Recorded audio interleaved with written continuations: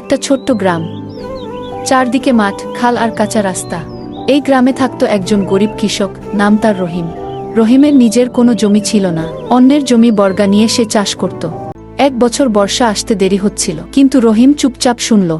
সে মনে মনে বলল, বৃষ্টি আমার হাতে নেই, কিন্তু পরিশ্রম তো আমার হাতে গু। সবাই যখন বসে বসে অপেক্ষা করছিলা, রহিম তখন ভোরে উঠে মাঠে গেল।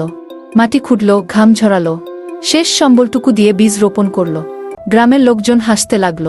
কেউ বলল, রহিম পাগল হয়ে গেছে। কেউ বলল, এই রোদে বীজ লাগিয়ে লাভ কি? রহিম কিছু বলল না। সে শুধু প্রতিদিন আকাশের দিকে তাকিয়ে অপেক্ষা করত। দিন গেল। হঠাৎ এক রাতে আকাশ কালো হয়ে এলো, বজ্রপাত, ঝড়, আর তারপর শুরু হলো মুষলধারে বৃষ্টি। কয়দিনের মধ্যেই রহিমের মাঠ সবুজে ভরে গেল। চারা গজালো, ফসল বড় হতে লাগলো। আর যাদের জমি খালি ছিল, সেই মাঠগুলো পরে রইল শুকনো। কয় মাস পর, ফসল কাটার সময়, গ্রামের সবাই অবাক হয়ে রহিমের মাঠের দিকে তাকিয়ে রইল। রহিম তখন মাটির উপর দাঁড়িয়ে আকাশের দিকে তাকিয়ে শান্তভাবে বলল, পরিশ্রম কখনো বিফলে যায় না। মানুষ বিশ্বাস হারায়, কিন্তু প্রকৃতি পরিশ্রমকে